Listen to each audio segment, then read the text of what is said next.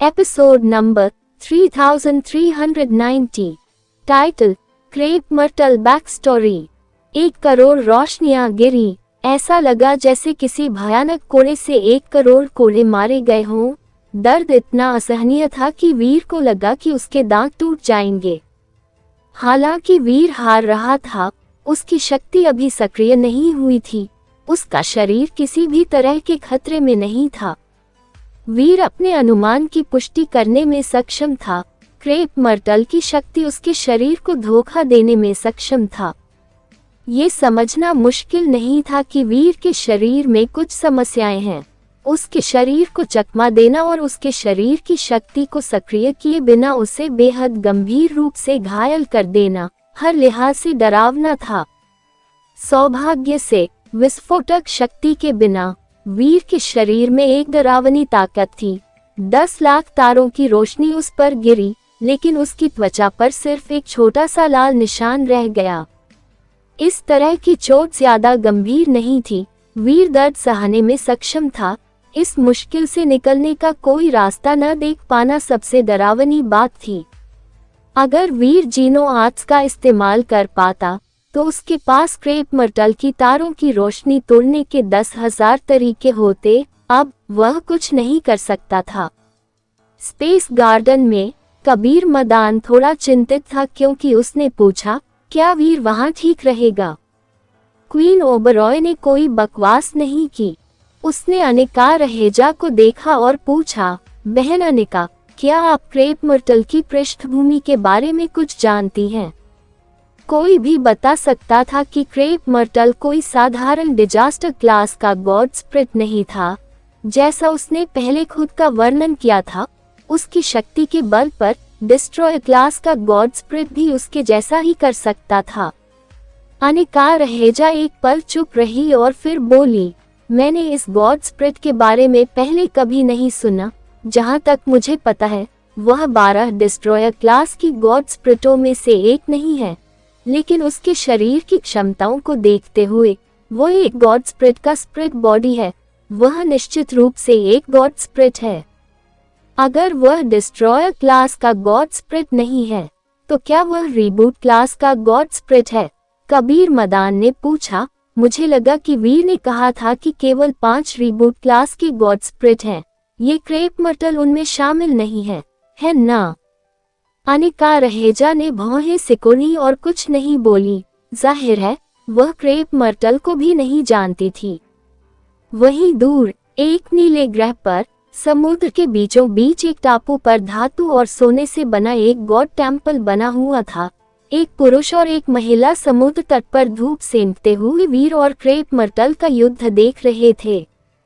वह औरत इतनी खूबसूरत थी कि कोई उसे सीधे घूर नहीं सकता था। वह बहुत ही भावशून्य लग रही थी। उसके बारे में किसी भी कामुक चीज के बारे में सोचना मुश्किल था। यहाँ तक कि यौन अपराधी भी उसे देखकर शर्म महसूस करते, क्योंकि वे उसके बारे में कुछ भी अश्लील नहीं सोच सकते थे। पास खड़े आदमी की त्वचा कांसे जैसी थी। उसकी छाती चौड़ी थी। वह एक बेहद मर्दाना और मजबूत आदमी लग रहा था। अगर वीर उन्हें देख पाता तो उसे पता चल जाता कि वे कौन थे। वह आदमी और औरत राजेंद्र ताए और मून गॉड थे। मून गॉड ने वीर को तारों की रोशनी में कोड़े खाते देखा। उसने अपने होंठ ऊपर उठाए और कहा, वीर, वह छोटा सा आदमी बेकार है। वह तो उस तरह के डिजास्टर क्लास के छोटे से गॉड स्पिरिट को भी नहीं हरा सकता। राजेंद्र ताए खिलखिलाकर हंसा और बोला, तुम्हें पता है कि वह क्रेप मर्टल कौन है? फिर भी तुम ऐसा कुछ कहने को तैयार हो? क्या तुम वीर से घृणा करती हो या क्रेप मर्टल से? वैसे भी इनमें से कोई भी अच्छी चीज नहीं है, मून गॉड ने कहा। वह हंसे बिना न रह सकी। राजेंद्र ताई मुस्कुराया और बोला, कोई बात नहीं, वीर तुम्हारा वारिस है। अगर वह बुरी तरह हार गया तो तुम शर्मिंदा ही होगी, लेकिन हो सकता है कि क्रेप मर्टल उसे हरा दे। फिर भी उसे बस मामूली चोटें आई हैं, और ये, मुझे कहना होगा, काफी आश्चर्यजनक है। क्या तुम वीर की तरफ से अच्छा बोल रहे हो या क्रेप मर्टल की तारीफ कर रहे हो? मून गॉड नाराज दिखी। क्रेप मर्टल किसी कमतर को धमका रहा है। क्या उसे सचमुच लगता है कि मुझे धमकाया जा सकता है? जब तुम किसी कुत्ते को मारते हो तो ध्यान रखना चाहिए कि उसका मालिक कौन है। वह मेरा वारिस है। राजेंद्र ताई हंसा और बोला, चिंता मत करो, क्रेप मर्टल वीर को कुछ खास नहीं कर पाएगा। वह बस वीर को उसकी कमजोरी बताना चाहता है। अगर वीर को पता चल जाए कि वह क्या है तो इससे वीर को मदद मिलेगी। यही एकमात्र तरीका है जिससे वीर एंडरसन सैनी को हरा पाएगा। मुझे लगता है कि अभी यह ह्यूमन एम्परर जैसा है। मून गॉड चौंक गई और बोली, क्या तुम ये कह रहे हो कि क्रेप मर्टल को लगता है कि वीर ह्यूमन एम्परर से लड़कर उसे हरा सकता है? हाँ, यह एक उचित आकलन लगता है, राजेंद्र ताई ने कहा, वरना क्रेप मर्टल खुद इन चीजों से निपटने और वीर को अपनी कमियों का सामना करने के लिए मजबूर न कर रहा होता। मून गॉड ने ऐसा चेहरा बनाया जैसे वह कुछ सोच रही हो, लेकिन फिर हंसते हुए बोली, ये दिलचस्प है। लीडर ने अपनी बेटी को चुना, जेनो हॉल ने वीर को चुना। मुझे लगा था कि इस स्थिति में दोनों की राय एक जैसी होगी। मुझे लगा था कि वे सहयोग करेंगे। मुझे नहीं लगा था कि अब भी कोई संघर्ष होगा। मुझे लगता है कि गॉड केओस पार्टी और जेनो हॉल हमेशा से दुश्मन रहे हैं। वे असल में दुश्मन नहीं हैं। राजेंद्र ताई ने मून गॉड की ओर देखा और कहा, क्रेप मर्टल ने हमेशा वीर का ख्याल रखा है।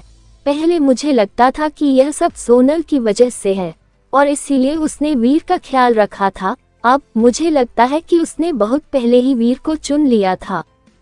क्या तुम्हें लगता है कि उसने वीर को चुना? यह मुमकिन नहीं लगता। वीर का शरीर अब अजीब हो गया है, लेकिन हमें अभी भी नहीं पता कि वह अभी भी सीढ़ी पर चल सकता है या नहीं।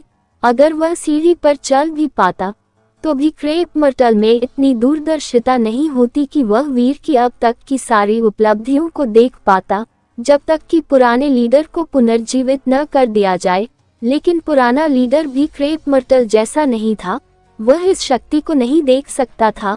मून गॉड को ऐसा लग रहा था मानो उसे उस पर विश्वास ही नहीं हो रहा हो सकता है कि क्रेप मर्टल वीर की भविष्य की उपलब्धियों को नहीं देख पाया हो, लेकिन कम से कम वह जानता था कि वीर विपुल रहेजा का उत्तराधिकारी है। यही कारण था कि वह जुआ खेलने को तैयार था। राजेंद्र ताई ने कहा, विपुल रहेजा, वह बुरा ठग, उसका जीनो हॉल से क्या रिश्ता है? विपुल रहेजा का नाम सुनते ही मून गॉड की भौहें तन गईं। मुझे भी उतना ही पता है जितना तुम्हें, राजेंद्र ताई ने गंभीरता से कहा।